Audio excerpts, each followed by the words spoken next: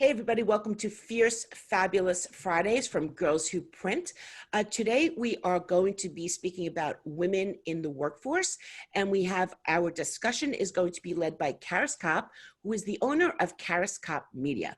I met Karis Copp in 2017 at IPEX. She was one of the conference speaker session organizers and worked very closely with me to, present material and do social media. And she's a PR person, an industry journalist. And when it came time for me to really try to make some inroad in Europe, Karis was the person that I called. She was all connected. She knew everybody. And through her partnership, I have been able to really meet people that I never would have met, made connections, and certainly created new business results for me. So, I don't know how I functioned without her before. I don't have an intention of functioning without her moving forward. And I couldn't be more honored that she agreed to bring this conversation to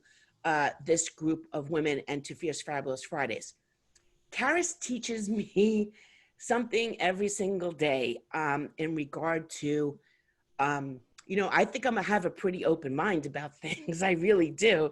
And, but I realize that my perspective almost has a wall up to where I think, oh, well, that's as far as I have to go. I only have to go to this place. And Karis always talks to me about the next place and pushes me. And I really believe that this conversation will do that as well. So Karis, without any further ado, thank you so much and take it over. Thank you so much. What a wonderful introduction. Hi, everyone. If I start by, I'll just start by sharing my screen. Can you see it? Can you see my screen? Yes, perfect. Perfect. Okay. So firstly, well, Deborah's pretty much introduced me, but I'll just kind of add a couple of things. So yeah, I started as an industry journalist and was an editor at a UK trade publication, and then moved into the PR side. And now I work with Karis Copp Media with lots of great companies like Print Media Center, and so covering kind of print and other emerging tech areas as well as kind of still keeping my hand in as a freelance journalist in the industry as well. So that's me. Today, as Deborah said as well, the discussion I want to have is just about ways that the pandemic kind of disproportionately affects women. And it's not really limited to the print industry. This is kind of a broader discussion. So I want people to share their own experiences so it can be as related or unrelated to the industry as you like, I guess. And I've posed it, as Deborah said, as kind of 3 problems. And then I'll talk for a second about why it's a problem. And then I'd like to kind of throw it open and have kind of a solutions-based discussion and kind of keep it almost in a positive light. So there's lots of doom and gloom around these issues, but I'd rather we kind of kept it optimistic and proactive as well. So, but that being said, share your experiences or ideas and insights however you like. The problems I put forward have kind of similar causes and consequences, so there might be similar themes throughout them, which I think is fine. And a few times I've drawn from research or journalistic reporting. So if anyone wants any of the data or any of the links to anything, please just let me know. My email address is there, and I will happily send you whatever you want. So pandemic problem number 1 is that working women will be hit harder than men. So why is it a problem? So lots of kind of international organizations and think tanks are really concerned, the World Economic Forum and others are really concerned that it's going to exacerbate financial inequality that there already is between women and men. Typically in recessions, men are more vulnerable, but in this one, it's the exact opposite, and that's for a number of reasons. So on one hand, women tend to make up about 70% of the world's health and social care jobs, which is underpaid and undervalued work, on the whole.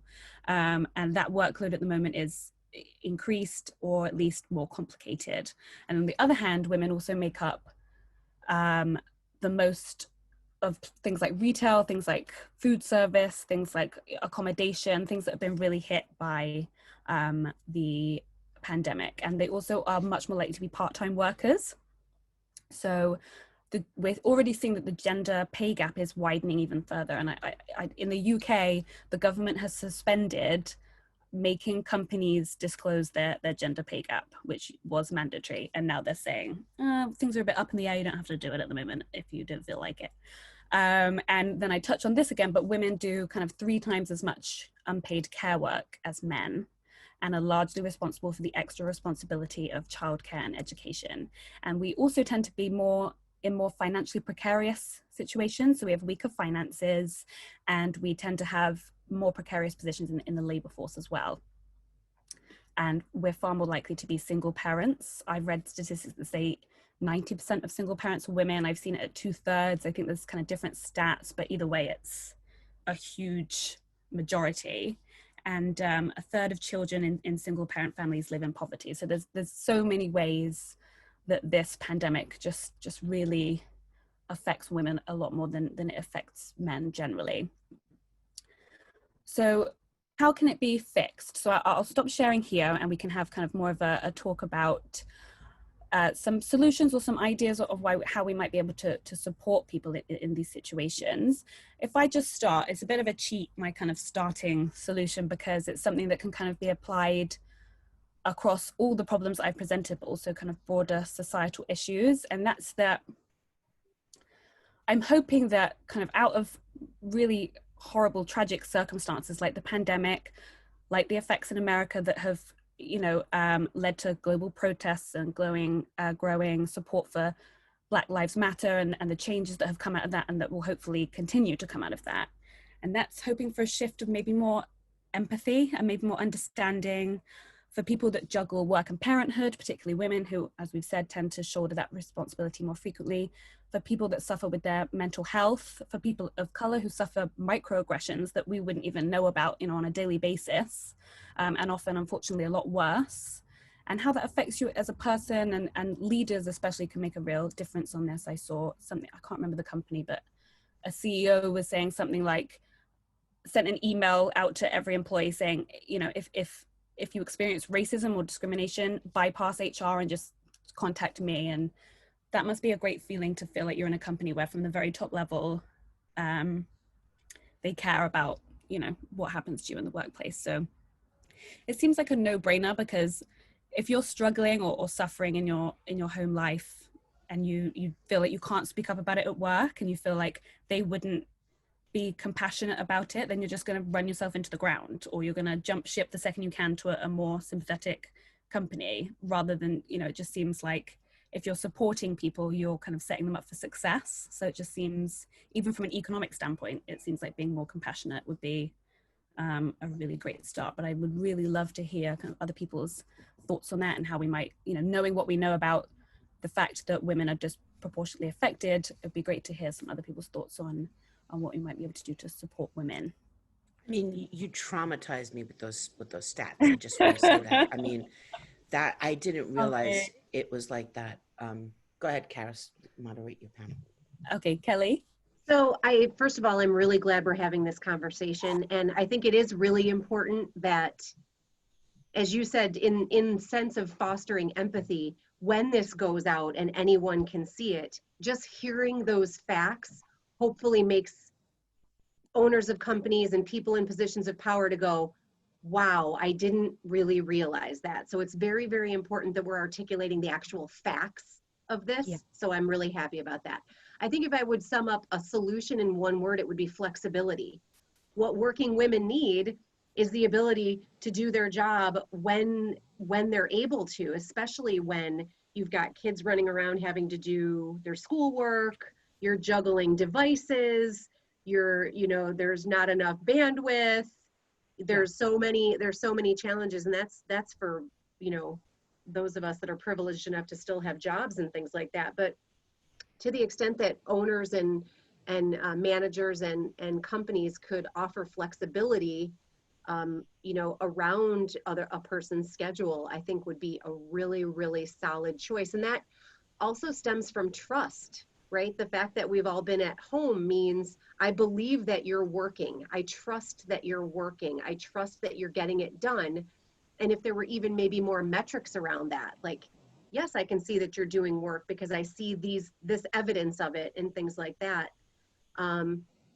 So that's my 2 cents. Yeah, I completely agree. And that's something I touch on again on the next problem is that, you know, flexibility and remote working.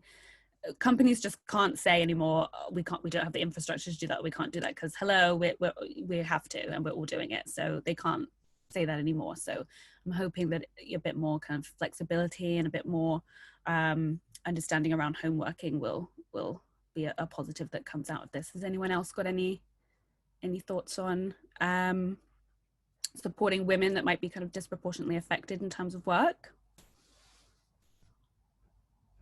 The only other thing I would add to it is that, you know, something that we've started to try to do, which is just to make sure that any opportunity that comes up that you hear about in your company, that you share it in the Girls Who Print group, and that we do our best to help people who are losing their jobs and might need some flexibility and things of that nature. And part of the good part of, you know, Corona, if there's a good part, is, and to Karis's point, that, you know, with more people working remotely, I actually just saw something this morning that people are now like really happy that they can work remotely, and they're moving. Like being tied to a city because they were tied to their job has been affecting people, but now they can actually move for any reason that they want or need to and still have that job. And that's, I think, opening up some different opportunities. So especially if there were remote working positions, I mean, we should be all over this as a community and sharing with each other. I mean, I don't have a solution, but that's probably the only thing I can think of. And Karis, I believe Haley is raising her hand for a question. Yes. Haley, do you have something to, can I unmute? Oh, there you go. Yeah, go ahead. So I think what I would add is that as I'm an owner and as an owner or a manager, we have to be willing to have these vulnerable conversations with our staffs. And I think too many managers and owners try to dictate this is what we do and this is how we operate, and don't have that discussion of, hey, I'm struggling too. I'm at home with my kids. I'm doing these things. How can I help you? And finding how, because it may be as simple as a flexible work schedule, but it may be as flexible as, hey, I really need to come into the office because the only way I have to get things done is to come into the office. You know, I can't work with my kids. And too frequently, I think we don't have these conversations with our teams and the men on the teams too, because, you know, we have great men that want to support their teammates and say, hey, let me carry the slack here, or let me help you with this, and can have the whole team have those conversations, and also individually, without just overlooking it. Sometimes I think we try to solve the problem for our teams instead of saying, how can I help you and what do we need to do to make this work? Yeah, I think that's such a good point. Just saying, like, what do you need? You know, making someone feel that they're supported. That's a really great point. Kelly? Well, I was just going to say too that we do have a voice with our government too to advocate for things like affordable childcare, credits for things like that, and being able to make our voice heard with our votes. So a good idea would be to encourage everyone around you to support candidates that support working families. And write letters. It's not difficult to write emails. If you saw what's been going on with school boards and things like that, with budget problems and things like that, parents are getting seriously mobilized, like very, very seriously. Hundreds of people showing up to Board of Ed Zoom calls and things like that. We can, you know, carve out a tiny piece of every day to write to legislators and say, like, it starts with you. It starts with the government supporting these concepts and making it more, you know, livable for people to go to work. I mean, some women simply can't go to work. It's not a choice. It's that they don't make enough money to pay their childcare. So this is that's disgusting. Like, that's a travesty that we can't pay a person enough to go to work because of their children, you know. And the only other thing I was going to say too is that in some cases this whole, and it's so early in Corona, I think, to even decide that some of this is happening. In some cases it's choice, a woman saying, like, again, I can't juggle 4 of these different kinds of jobs, so one thing is going to have to slide, and it's going to be my work. Mhm. Not very many people are privileged enough to make that choice, but it's almost like it's being forced upon them, which is really grim. Yeah. Yeah, I agree. And I think sometimes you take a step back and you look at the way things are set up, and it's just mind-boggling that this is how we do it, this is how maternity leave works, and that kind of thing. It's just like, we're raising, everybody has to be born and raised, but and we just aren't set up to support it at all. I can't think about it all too much because it's just so sad. It's just so awful that we in this cycle of not supporting people in the way that I think they need. So yeah, I think that would be great to kind of have people take action and kind of use their voice to engender change. Aleka, did you have your hand up? Oh, you're muted. You're muted, Aleka. Unmute. I'm sorry.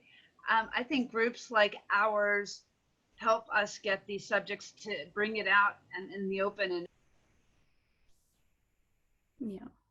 and be listeners and be action minded and help us be that extra thought to come up with a solution. Yeah, definitely. And that's something I touch on one of the other problems is doing our part this way through being vocal and sharing ideas and sharing experiences, and I think that definitely kind of makes our voices stronger as a collective. And business owners should be encouraging that as well. Yeah. Does anyone else have anything on that? Anna?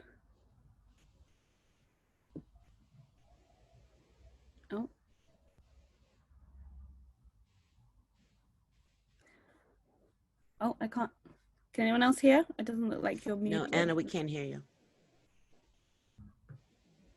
We can't hear you. You're actually not connected to audio. You're not on audio. Yes. Oh, no. Oh, okay. We don't know which one you are. Are you 858 or are you 305? 858? Try. Yay. Oh. Okay. Thank you. When I call in, I try to link it, but sometimes it doesn't work. It's okay. We got you. So I was going to say that what I'm thinking about is additional training opportunities within companies for women. A lot of women don't feel like they have the time or the bandwidth, or they just get discouraged. They're not with all the other duties that they have. So I think companies that really take a look at that, giving chances for them to be flexible in that, as well as just on the job duties, that would be helpful. Yeah, I completely agree, and that kind of takes me nicely to the next question. So I'll just share my screen again. Sandy, did you have something you wanted to say about the previous one? I thought I saw Sandy with her hand up. Sorry. Yeah, or I can wait till it kind of ties into all this. Is that okay? Yeah, please. Okay. I just wanted to say that sometimes a progressive company, like a progressive owner, won't realize that they have blind spots. And so, like Anna was saying, sometimes we just don't have the bandwidth to deal with this. Sorry, my internet's horrible. But if you have the bandwidth to push back and enlighten your owner and be a pioneer, you can open the door for at least other people in your company And I know, like we were talking about with the breastfeeding and the maternity leave, like literally I was the first woman in my company to ever say, look, I need maternity leave and I need clean space for breastfeeding.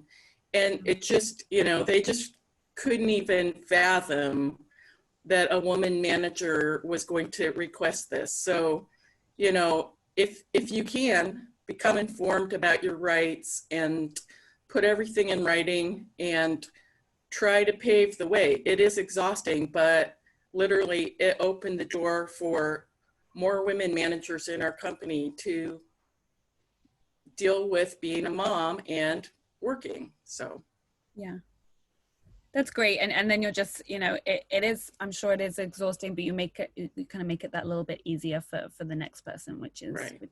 great. So if I move on to the pandemic problem number 2, which is that women are leaving the workforce and the road back in is rocky. So again, it's some of the things that we've already covered are going to come up again, because it's all kind of one big, I really said mess, but I want to stay positive. It's one big, you know, shared thing. And so this is one where, even discounting the pandemic, it's women that tend to be more likely to take a career break because, you know, they go off and they have children, and they tend to have a tough time getting back into the workforce. And kind of the longer you leave it, the longer you're out of it, the harder it gets to go back in. So looking at it through the lens of the pandemic, women are more likely to be the second earner if they're in a typical you know, male-female relationship or marriage, and they're more likely to work part-time, as we said, and so they're more likely to be the one that leaves the workforce at the moment, as families kind of struggle to balance care responsibilities during the pandemic. So if it's, you know, honey, which one of us is going to give up work, it's going to tend to be the woman because of all the kind of factors that we've looked at. And I was reading something that even among parents who both work full-time, women do 70% of the childcare during standard working hours, which has obviously been kind of really exacerbated by the pandemic, as schools are closed, activities are closed, no childcare, no babysitters. And even in 2-parent families, a report I was reading found that children still tend to go to their mum. So even if you're both working from home, the mum could be the primary breadwinner. She could be, you know, the main earner or the senior person, and kids will still go, Mom, where's my, you know, whatever. And I thought that was really interesting. So it kind of goes beyond childcare as well at the moment. I mean, more of us are looking after ill family members or elderly, you know, people that aren't unwell, what with the pandemic. Also dealing with, obviously, more housework, cleaning, laundry. Women obviously are part-time, as I said. And, you know, how do you think all that factors in when it comes to deciding who stays home? There's also things like men maybe losing jobs in more lucrative industries and targeting industries that women have primarily been in. And if a woman has lost her job, she's more likely have to wait to go back because she has to wait till kids are settled. So, you know, men might be swooping in and getting jobs. So it might be more difficult than ever to return to the job market. So again, sorry for all the depressing stats there, but, you know, how can it be fixed? So I'll stop sharing again and we can, oh, no, stop share. There we go. Is that stopped? Yeah, okay. So firstly, and this is something I know Kelly touched on, you know, governmental support, starting at the very, very top is really, really important. If you look at countries that offer more comprehensive support for families like Germany, France, Canada, and Sweden, a significantly larger proportion of women are in the labor force in those countries. And perhaps that means, you know, women wouldn't be forced to leave in the first place in a lot of cases. And, you know, in terms of, I was looking at paternity leave statistics, and unfortunately, in terms of the world's richest countries, the US is the worst because they have none whatsoever. And the UK isn't much better with 2 weeks. And I just think in so many countries that's a little bit more balanced. You know, even maternity leave is one thing, and that's could be so much better, but also kind of maybe even it out as well and offer more support for families. And this is something, Kelly, again, you touched on before, this is another area where remote working and flexibility is going to make a huge difference. Companies can't say that they can't do that anymore, because many of them can. So also kind of returnships. Has anyone heard that term before, like returnships? So it's kind of a, it's usually a returnship is like a short-term fixed contract that is designed to help people get back into work after a career break. So it tends to offer mentoring and specific training and kind of helps ease that transition back to work, particularly in senior roles. So more of that kind of thing for women especially would be great for companies to offer, and say, we are offering this, that, you know, you're getting a great person for a fixed amount of time as a company, and that person is able to, you know, ease back into being in a kind of high level position. So I'd love to see more of that. And also, you know, could this be a great opportunity to attract women into the print industry? Perhaps we make that path for training, like you said already, training it could be better. Maybe we make it easier for women to identify existing skills and experience that correlate really well into areas of the print industry. And maybe you've been a designer in some capacity, or you like working with your hands, or you've worked in a hospitality role and you'd be great in sales. You know, me and Deborah were speaking yesterday and we talked about shared jobs. Perhaps there's more opportunities for sharing roles. You know, all these things could be ways that we support women in that way. I don't know if anybody has any thoughts on that. Aleka? Hey, this is perfect. I am on the board of advisors for a group that's associated with a community college near us in Pennsylvania called New Choices. And New Choices is just a program that helps women who are in transition. Either they're displaced, either they're returning moms coming back in the industry, either they're down on your luck women. And we have programs that offer resources to give skills, to give interviewing, to give career counseling, to give courses, to give clothes and help at home to women.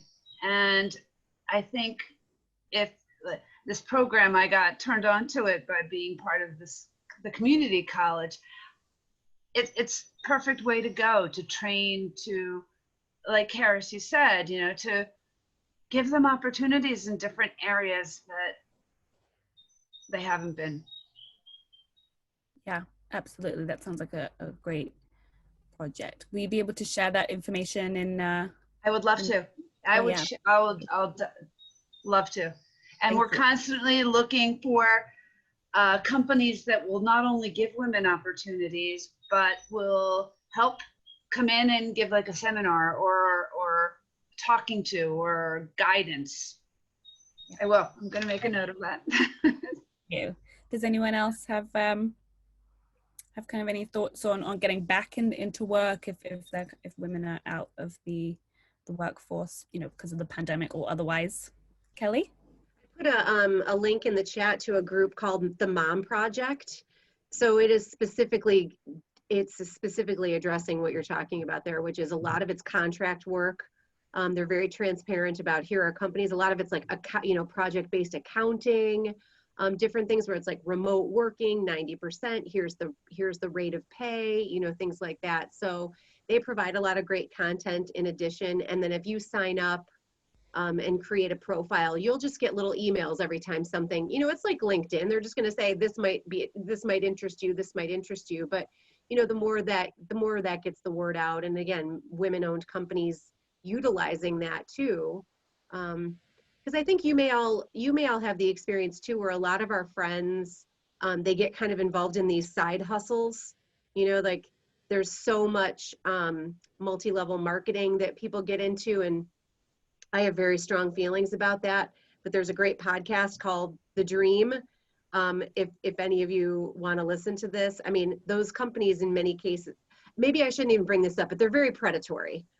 So I think we, you know, on the one hand, we say we want to support our friends who are trying to create these businesses, but when you talk to them, you find out that after 2 years, they haven't actually made any money.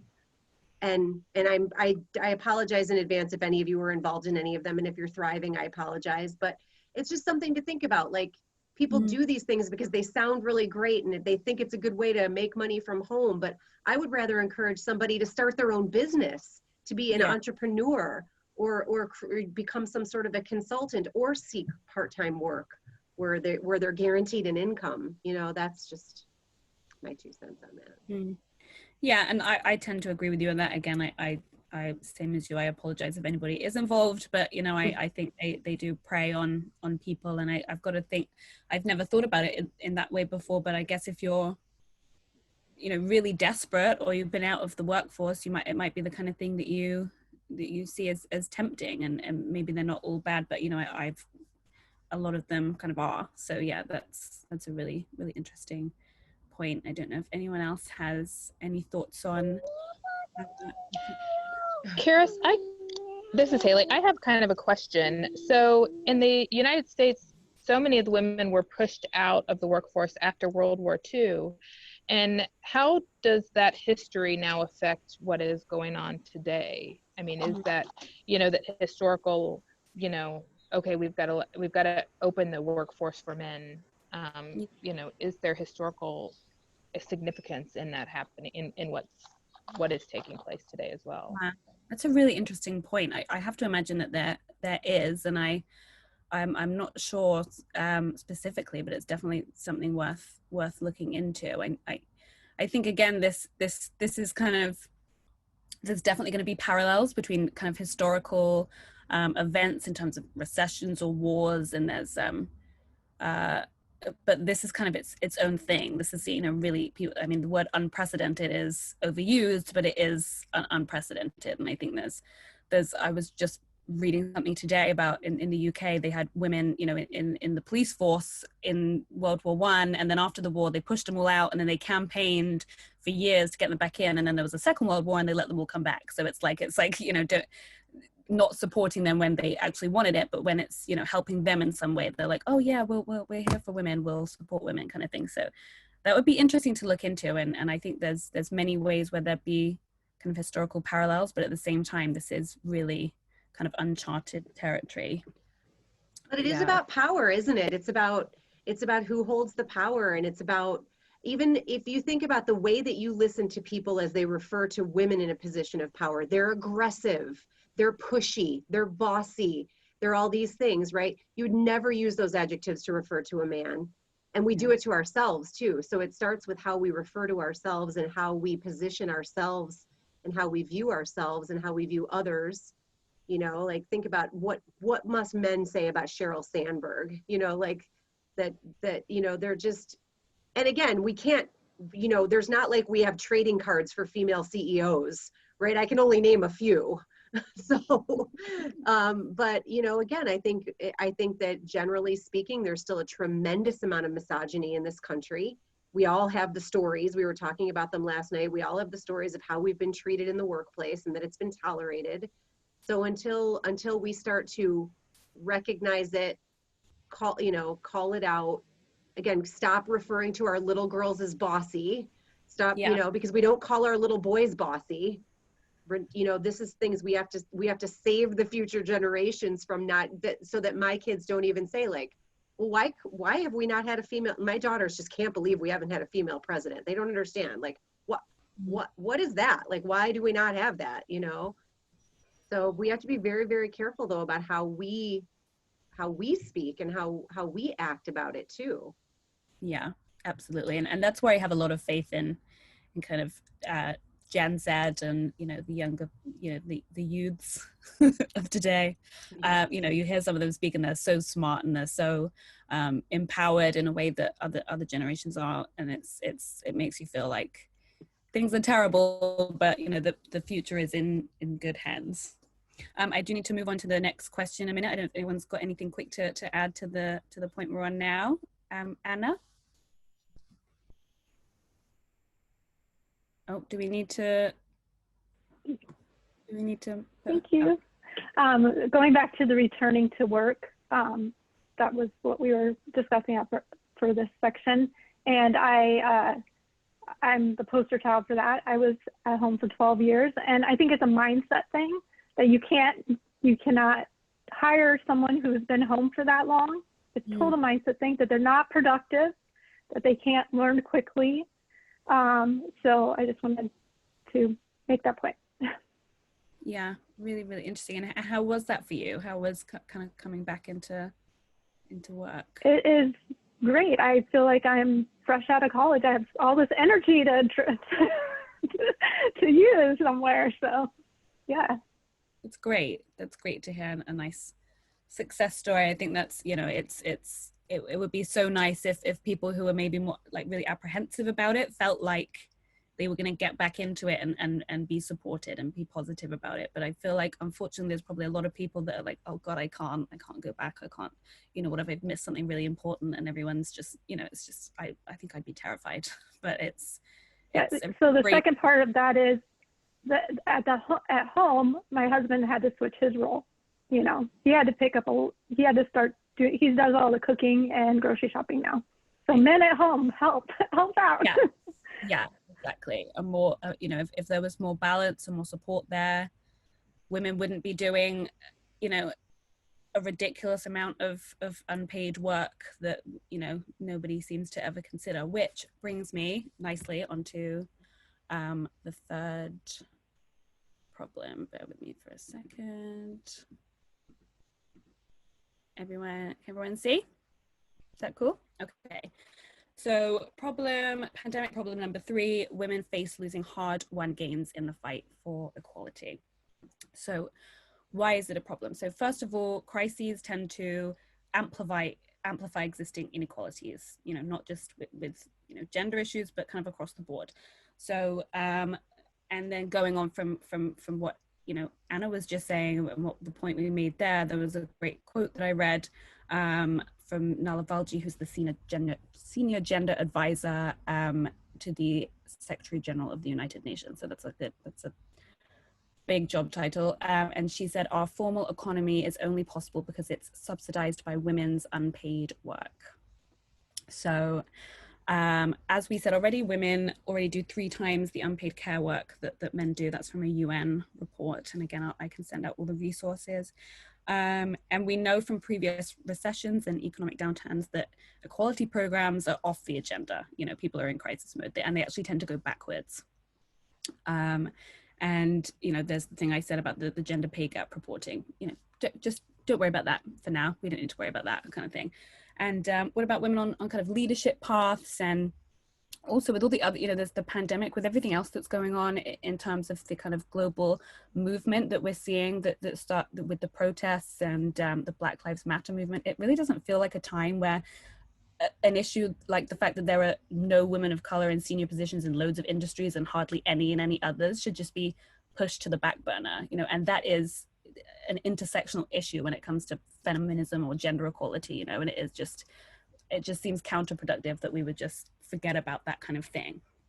And at the end of 2019, women actually made up the majority of the workforce. That's a US stat for the first time in a decade.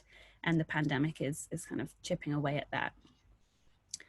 And yeah, so there's the gender pay gap is widening, as I said earlier, and once you get down from white women, you know, it goes even worse. If you're Black, if you're Latino, if you're not able-bodied, if you're not straight, you know, there's so many different reasons why that gets worse. And yeah, so it's just it's something that is gonna, if you're not looking at it, it can get a lot worse. So if I go on to how can it be fixed, so I'll stop sharing my screen again.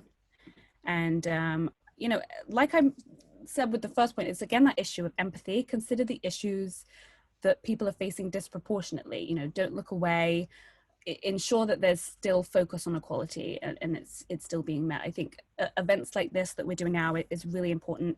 A focus on women in our community. We're sharing ideas. We're being vocal on the issues. To your point, Kelly, before, you know, right to the people in government, right to the people that make the decisions, hold leaders to account. Unfortunately, there's a tendency in times of crisis to fall back on the familiar, and unfortunately in this industry and many others, the familiar is white, the familiar is male, you know, the familiar is the kind of status quo, and we can't let that let that worsen because we're in the situation that we're in. So does anybody have any kind of thoughts on that issue? Some more positive statistics I've kind of thrown at you there. Anybody? It's not that it's, I mean, honestly, I just don't even know what to say. Like, I'm just like, oh my God, like, I think it would be interesting to find out, like, you know, all of the people that are getting let go in the printing industry, is it more women than men, you know? Which positions are deemed irrelevant? Most likely they usually tend to be marketing positions and things of that nature, and those tend to be women. I don't mean to generalize a stereotype, but that, I mean, if you look at statistics, there it's communication type jobs or tend to be women. I don't know, Karis. I mean, that's very concerning to me. Everything that you've, well, it's so important that, you know, don't have bags over our heads. But I mean, the question is, what do we do about it? And it's like, oh my God. Well, like I said, I mean, I think all of us here are already doing something. We're in this group, we're in this discussion. We've been on the phone for 45 minutes. I've considered so many different other perspective of people that have returned to work, perspective of people that are working parents. You know, I'm none of those things, you know, and it's people that are working with different organizations, and it's, you know, already I feel like I've got loads of ideas and different thoughts, and you know, we're being vocal, we're sharing our experiences, and I think we're doing something in that. We've got the group. If anyone has a problem, you can reach out, and it is disheartening because these are huge issues and they're not going to be solved overnight, but all of us have, you know, if we can get everybody to think a bit differently and consider these issues. I know that when I look at the job retention scheme and all the things that our government are doing, you only have to take one look at it to think, well, no one considered the nuances of whether you're, you know, it's a one size fits all. You know, there's no consideration for people that are, you know, doing less well financially, or that they're women, or that they're single parents. So just chipping away at those overarching issues, I think is important. But yeah, it is depressing. So I'm sorry. I mean, it's okay. I mean, Friday. Something else to kind of, I guess, if I were in a corporation, if I were in a place where, I mean, I work from myself, so that's why I'm phrasing it that way. I would really watch who's getting let go and hear why. A lot of times they say, well, it's financial, and they were making, you know, it was a financial reason. But as we all know, men make more money than women. So if they were really making financial decisions, they could probably get rid of 2 guys instead of 3 women, right? So if you're in a position that you start noticing things like that, I'm not sure what to do, but it's good to understand that that's the type of company you work for, perhaps. Yeah. And everybody go work for Haley instead. Yeah. Well, and that's what I was going to say is I think is just like you would call out overt racism in your community, the same thing goes for us, is that you have to call out when your vendors, when your peers are singling out women, or even sometimes women can be the own worst advocate for ourselves with the way we talk about each other, the way we treat each other sometimes are worse than what the guys do sometimes. And I think you have to be willing to stand up and say, hey, that's not what I believe we should do. That's not how we're going to do these things. And you know, when you have a vendor that says, oh, I just laid off my staff and they were all women, or they were all this, or they were all that, you know, saying, well, hey, that's not okay with me. And you, yeah. You know, going out, I look for women-owned businesses when I try to do business with other people, and, you know, standing up for each other as much as, and, you know, even if we're not in the same company, but standing up for each other is rather than putting each other down. Yeah. Yeah. I just want to say, I love that point about your vendors. Like, if you had women reps and they're all gone now, find out why. Why are they all gone? Why do you only have men selling you paper, Right. selling you ink, talking to you about new equipment? What happened to the women? I actually, you just made me happy because now I have something I can hold on to. Like, I feel like that's something we can actually do. So Yeah. Right. Well, thank and you. making sure that you're communicating with those people, you know, like we're not a Conica Minolta shop. We don't, but I know who the Conica rep is. She's a lovely person, and I keep in communication with her. So, you know, just being in touch with the network, particularly in your immediate community, and showing that there's value to the women, regardless of the industry and who they are.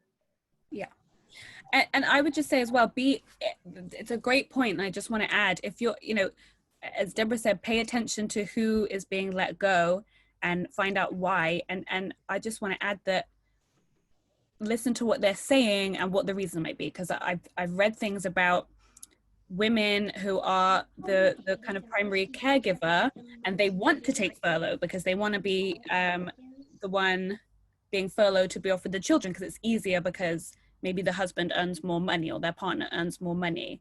And that makes it look like some employers will look at that and think this person isn't serious. And people will look at women and think, oh, she's not as serious because she wanted furlough, because she, and that comes back to that kind of empathy. Get out of your mindset. If you're a man, you might not think, oh, it's because she's the mum and she's the one whose responsibility is mainly to take care of the children. So you can't look at it as if,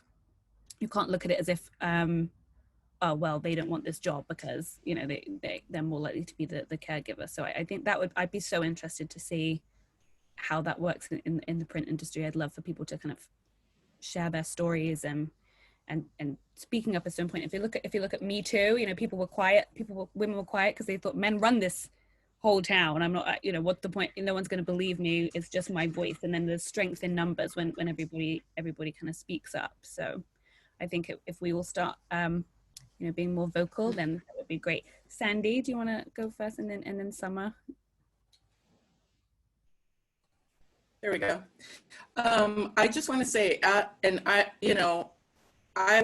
wasn't on the phone call yesterday. I probably could have vented more of my militant stuff and not come into this. So, but I just want to say, if you're an employee, your best rights are when you are still employed. So the law is on your side. If someone comes to you and says, hey, we're going to lay off a bunch of people, and it's kind of that soft message, and they're waiting for people to either raise their hand or give some kind of signal that they would be open to that. If it were me, I would just be like, hey, that's BS. Surely you're not looking at me to be laid off. That's my signal back to them, like, oh no, you're going to find a different way to deal with me. And so whether it's, I have disability. When I had my first child, I took 1 year off with, between my short-term disability and my accumulated leave and vacation and so forth. And they're like, you can't take a year off. And it's like, do you want me back? You're gonna make this work. I will stay in the loop for whatever the law allows. And that's the same thing now. If you're caring for a family member who's ill, the law is on your side. You have, at least in the US, you have rights, quite a bit of rights. So if people start that message to see, oh, are the women going to step forward because all the men just stepped back and said, well, we're not going to do it. And the woman's like, well, how'd I get out here? It's like, hell no. You can either find a different way to save some money, or we're going to make this work if you want me.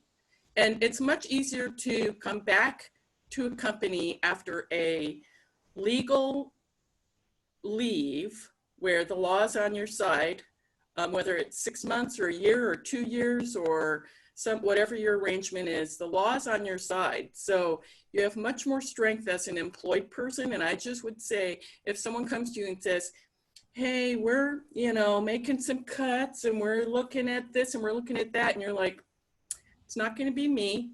And if it is, before I accept anything, I'm talking to my people. And then do it. Don't accept anything without looking at the big picture. So there's my inflamed for you right now. That's great advice. Yeah, and really practical. Yeah, a really good point. Thank you so much, Sandy. And I will just say, Summer, I'll come to you in just a second. Then I think we need to move on to the next thing because I'm conscious of the time. But it's interesting to hear you say that because in the UK, you get a year. You can take maternity leave, for a year. I think it's really interesting to when I don't want to insult, anything, but when I first heard about what maternity leave is like in the US, I was really, really shocked, really shocked because it just seems I mean, ours could be better, but it seemed a lot Does fairer. anything shock you about the United States anymore, Karis? Just Not anymore. Not anymore. Summer, did you want to? And then I'll move on to the next point. Can you guys hear me okay? Yes. I think so? Okay. Thank you guys so much for all of this. Like the emotional engagement part, I was one of a very, very small print shop setting, only one of 12 people, and there were 2 out of the 10 that were female. Unfortunately, I was let go a few months ago due to COVID, the financial reason that somebody had cited earlier. I thought that was kind of interesting. However, since my departure, I have realized how stifled I had gotten over the last couple of years. And I think it's a combination of a lot of things, but the empathy thing is huge for me because I'm so that person who just champions that. I believe we're all human. I think sometimes we forget we're all human. I also don't have children, so I don't have to deal with a lot of the, terrible things that a lot of these people are up against, even though I don't have an income or don't have a job right now. Just the putting yourself in people's shoes. And I think that a lot of the frustrations and such that are vocalized are either ignored or passed over, or people just don't vocalize at all, which is what I was turning into. Any strife that I had or any issues that I had, I chose to just not bring them to the table because I figured I would just, be passed on. And I think a lot of people want to have the social media facing and a lot of the propaganda to make it sound like they're implementing changes and trying to be those employers that people want to gravitate to, but in reality, it's not happening behind the scenes. So the fact that y'all are calling attention to this group, I'm new to this group, so it's given me so much inspiration, and now I have all these ideas and I know who I want to talk to, and I'm going to try to be a resource for all the ladies in my area. So I want to thank you all for giving me those ideas and for being such, you guys are just awesome. I just freaking love this group. So keep doing what you're doing. I really appreciate all this information. Awesome. Really do. That's Summer, it. where are you? Yes, Summer, make sure you What was the question? Where are you in the country? I'm in Dayton, Ohio. Dayton, Ohio. Okay. Yes. Cool. Yes. And we do have some minority run businesses, some mail houses and things, but I mean, predominantly, everybody, it's a lot of dudes. So there's got to be something we can do to. Oh yeah, Summer, make sure you connect with me on LinkedIn and let's see who we can hook you up with too. I would love to. Thank you. Yay, that's so great. It's so great to hear that. And that's what this, this discussion and the group is about. We can share resources and insights and and I know what it's like to kind of think, I'm not going to speak up, and then you're just internalizing everything, and it's not good for anybody. So thank you so much for sharing that. I'm going to go back to just a couple more things I want to put to everybody. So if I just share again, oh no, I don't. Can everybody see that okay? Yes. Yeah.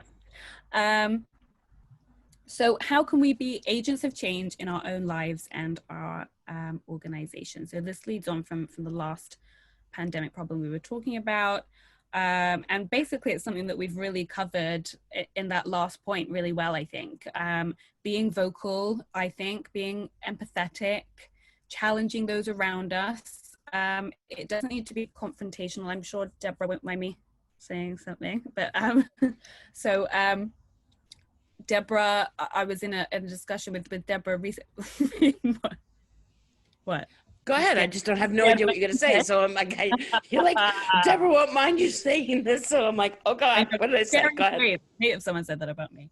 And recently, I just said to her, it was a masterclass in it to broach a difficult subject in a way that was so, it wasn't like angrily confrontational, and it was just bringing up, this is a panel of just white men, and I don't think this is right, and calling it out in a way that was, and it was just done in such a great way. And the recipient of the comment really took it on board, and change was made. And it was just it was a really great example of using your voice to say, you know, I know that you're better than this. It doesn't have to be in a kind of in a negative way. It doesn't have to be like you're a bastard for doing this. It can be done in a better way.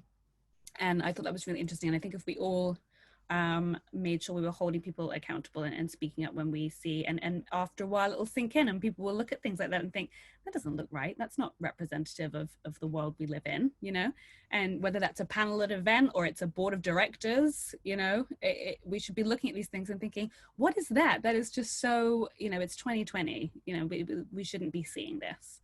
So I'm conscious of time. I just wonder if anyone wants to share any thoughts on how they might take, you know, maybe what we've discussed and be an agent of change in their life or in their place of work.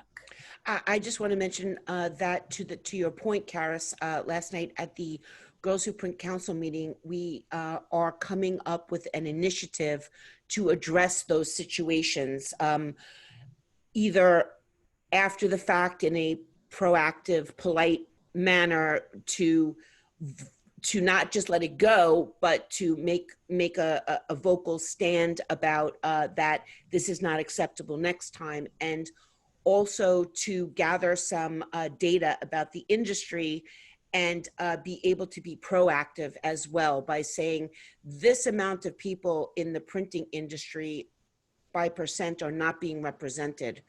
And we as a community are asking that, let's just say that the printing industry is comprised of 25% women and 10% people of color. Well, then we want 35% of everybody represented in the industry to represent those people as well for fair and balanced you know, ideas.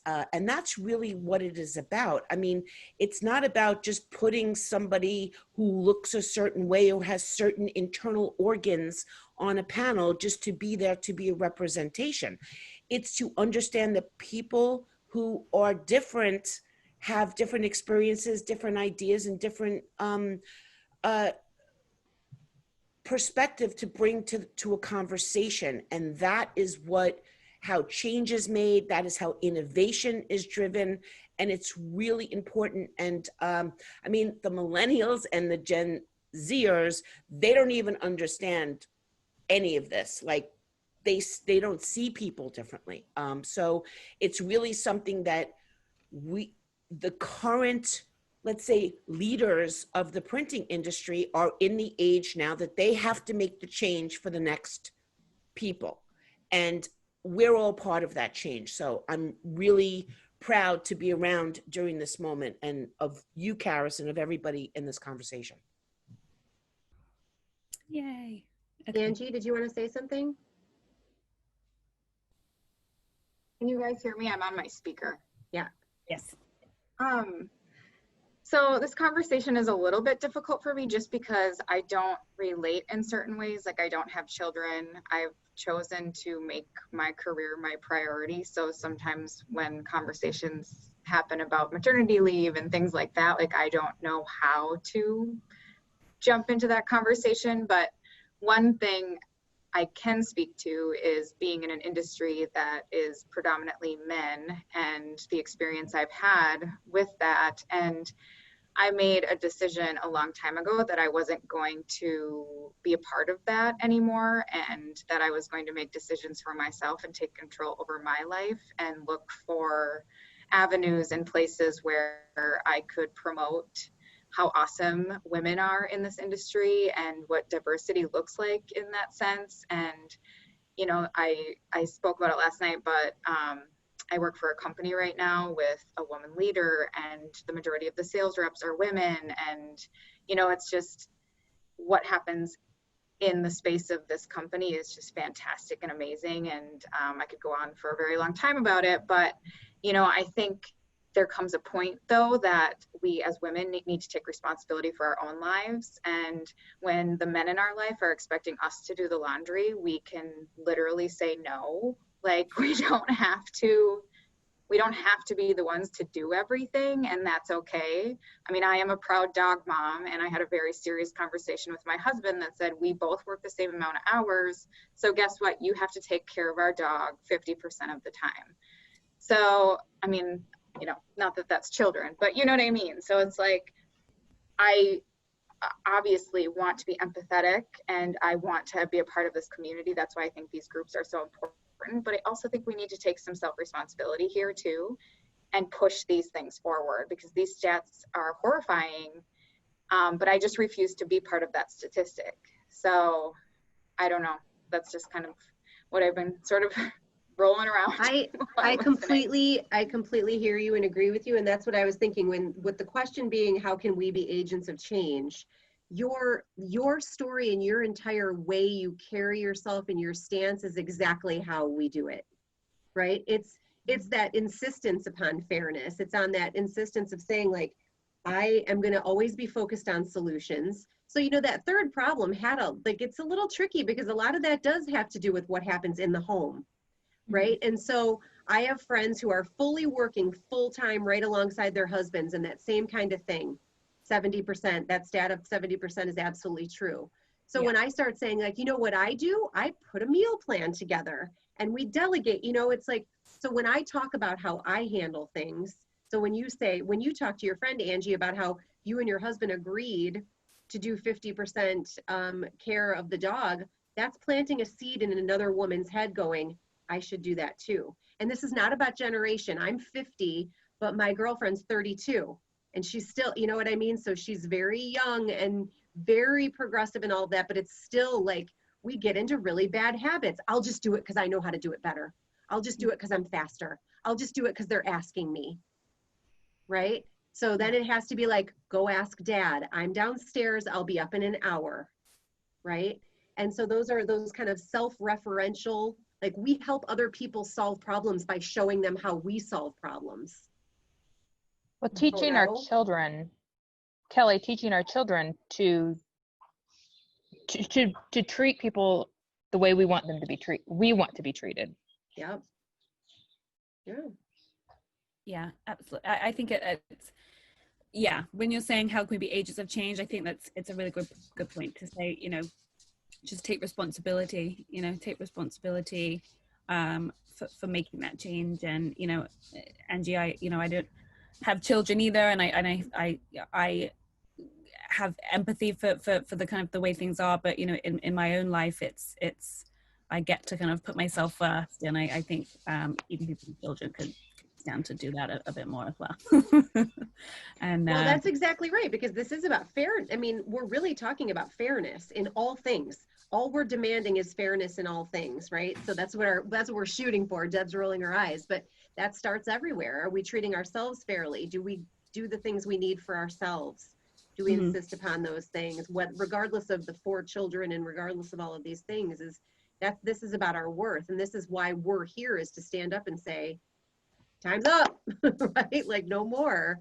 We're not putting up with this anymore. And I agree. And I'm always up for fairness. Like, I always say, is this fair? I mean, I have a thing about it, but I just want to point out also to Angie's point, someone who does not have children, all the examples you guys gave, the women had to take the initiative to make the schedule, to tell somebody you have to have a 50% interest in the care of this dog.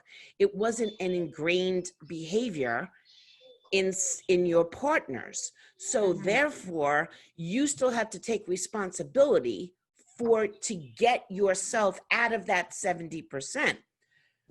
What the agent of change here is making it so that conversation doesn't have to happen. That other person's already doing the 50% or has the idea, how can I help? Or I want to make dinner tonight. Or why are you always making dinner? I can make dinner. I mean, I'm just pointing that out, that as an observation, it's interesting of who's taking command of the fairness. Yeah. Well, because Deb, it's like you were saying, like, everything is systemic, right? These are generational, his mom did it, their mom did, you know, and so it really is the definition.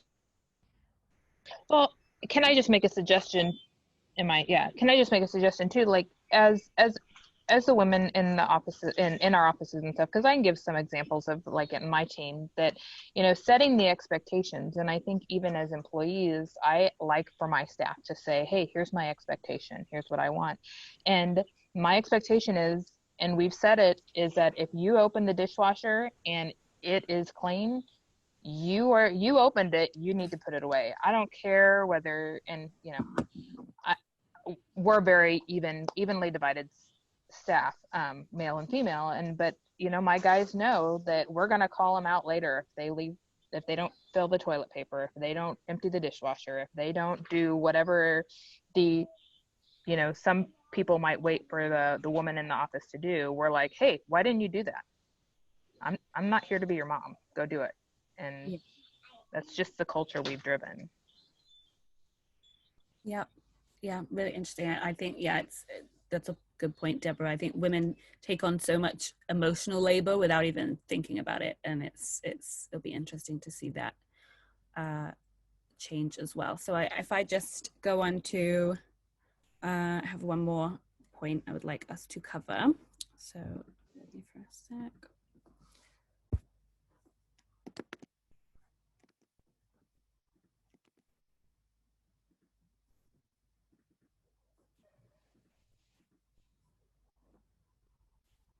Okay, so can you see?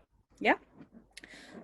So if people around you were able to choose one habit which you should change, what would that be? So this is a stolen question from Sandy Hubbard's recent presentation, and I know that Aleka posed the question again in the Girls Who Print group. So I thought it'd be really interesting to add this to our discussion today. I responded to the question in the group that when Aleka asked it again, and I thought it was really interesting because when I think about what one thing I would change about myself, I have 1,000 ideas coming in my head that are all kind of critical things about me.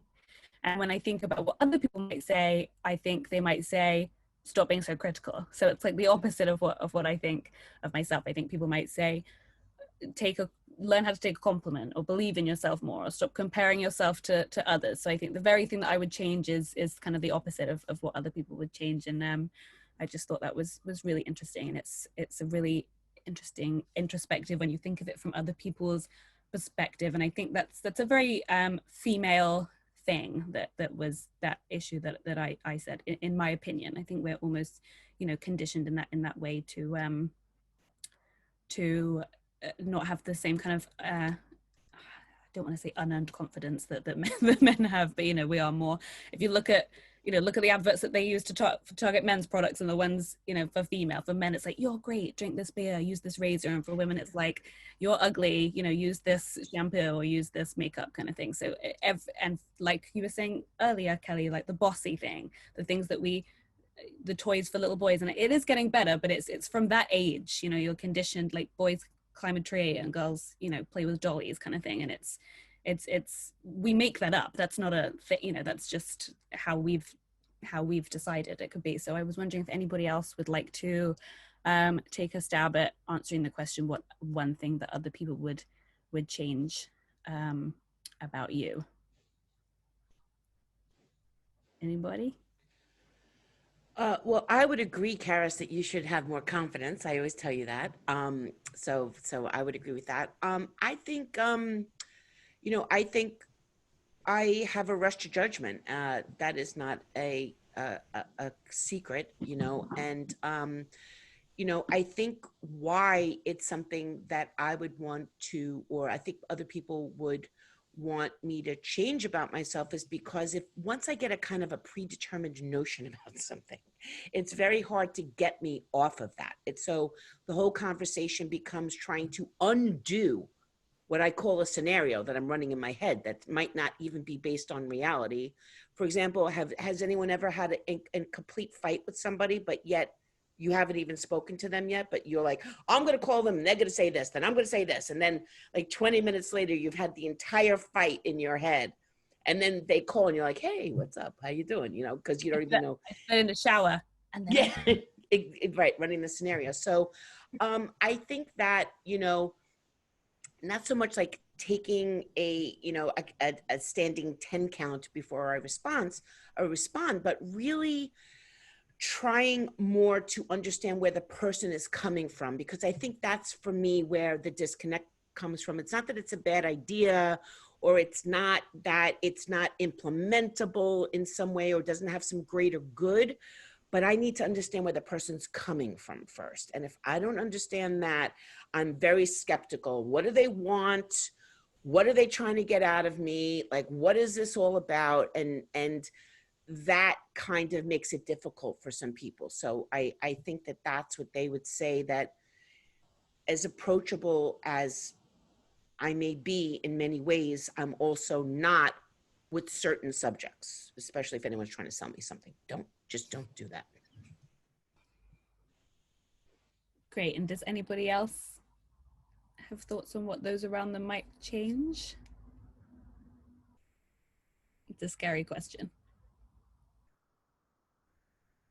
Well, this Kelly, I just want to point out that Aleka specifically asked us to ask this question, and she had a work thing she needed to do with, but Aleka has actually been making a study of this with her friends and her family and her customers. So we were really hoping that she was going to provide some of her research. So that's why there's a little lull here. I just wanted to point that out. I know, I think, was Kelly saying bye? Oh, she was saying bye. Angie, were you gonna answer the question? Please go ahead. Yeah, I was just gonna say, which is kind of funny, but I think that mine would have to be that I try to pack way too many things in like an hour. So my days are like filled, and the people around me are just like, you know, if you quit trying to pack so many things in your day, maybe you wouldn't be late to everything. I'm constantly pushing that time, trying to bend it. And so I think that would be the one thing that others would say. Well, this has been, I can't fault you for this one. This is an hour well spent, I think, well, over an hour, but. Yes. Sandy? Well, when I was practicing the speech for Fierce Fabulous Fridays, and my husband heard that question as I was practicing it, and I said, oh, tell me, what would you change about me? And there was this pause, and he said, my dear, you have trained me over the years that I should focus on your strengths, and not that you have any weaknesses, but I can say there's nothing wrong with you. And I'm like, oh, my work here is done. There we go. That's the right answer. I was thinking to myself, please God, don't let him have answered that question. The pause, please, like, please, like, guys, haven't you learned anything? Don't answer that question ever. Does anyone else want to answer, or shall I move on? It's always that, you know, you can, if anyone wants to, Aleka had already put it in the group, so if anyone has a think and thinks, actually, this is something that might resonate, and this is something I think other people would change, please just go into the Girls Who Print group and share it with us. So if I have, hold on, am I sharing again? I don't know if I really need to share what I was just going to go on to. Oh, no. If anyone has anything else to add, anyone has any questions, anybody has any comments, can you all see it? I'm really nervous that no one can see my speech. If anyone has anything else they want to add, Sandy? And Anna does too. Okay, great. I just wanted to say that I could see your screen. Okay. But I, you know me, I will always throw in another comment. And one comment is, I think it's really critical if you want to be promoted in your company. And I think Anna just got promoted. Yay, I think, isn't that true? If you want to be promoted in your company farther than where you are now, you have to tell people. You have to say, even when you get the promotion, you're like, I don't even know if I can handle my current responsibilities, let alone going to the next level. But, you know, we have women owners, we have women CFOs, we have women HR managers. but we need more women as department managers. So if you've been promoted to a manager or you want to go up the track, when you get either before you get promoted or when you get promoted, just say, what is the career path for this position? I just want to say now that I'm interested in moving up in the company, because people aren't mind readers. They don't know. And there's nothing wrong with, you know, you're thinking in your mind, I have to master this position before I move up. But the reality is you'll be moved up before you're ready. And the sooner you tell people you want to be moved up, the more people will help you. So that's all I wanted to say. Yeah, I think it's such a good point, and it's worth reiterating. I'm sure it's all been covered by people that know way more than me, but that thing about how men apply for jobs when they only meet a certain number of the criteria, and women won't apply unless they meet all the criteria. And I think just, you know, bearing that in mind if you're looking for work, and men are more likely to ask for promotions, and you know, women can just make a, you know, if you just make a list of why you think you deserve it, and you go point by point and what you want to earn, and bring it to the manager. Obviously doesn't work in all cases, but I just think women are less likely to be proactive in that way, and that, you know, when compared with men. So just, you know, what's the worst that can happen if you do something like that? So I think that's just worth saying, even though it's, you know, not well, it's all tied into everything we've talked about. You know, people are losing jobs, people are leaving work. You know, be proactive when you come back. So I don't know if anyone else has anything else they want to I think add. Anna had a question, then we should wrap it up, I think. Sure. Sorry, I've gone. Yeah, just to follow that up. I'm sorry. Just to follow that up, that is exactly what I did. Maybe it's a timing thing with all the changes going on, but I actually brought this up to the manager and caught them off guard, and was like, this is what I want to do. Can I do it? And they said yes. So very Great. excited. So the one other thing that I wanted to go over, printing related as well, is what I've seen in plant is sometimes there's not enough cross training. I believe there's not enough backup for positions. So you have women who are missing more work because of childcare issues, and there's no one to back them up. So they're getting, you know, in trouble for that missed time. So I think the plants need to maybe do some cross training, have better backup systems in place to support those women. I think that would be a very important thing to do. Yeah, very good point. Okay, I think, yeah, wrap it up. As I said, there's loads of resources I've cited in this, and I'd be more than happy to share it with everybody. But apart from that, thank you so much for taking the time today. It was a really, really great discussion. I'm sorry about the depressing statistics, but I think we had a really great solutions-led discussion. So thank you, everyone. And thank you so much for letting me get involved. It was really fun.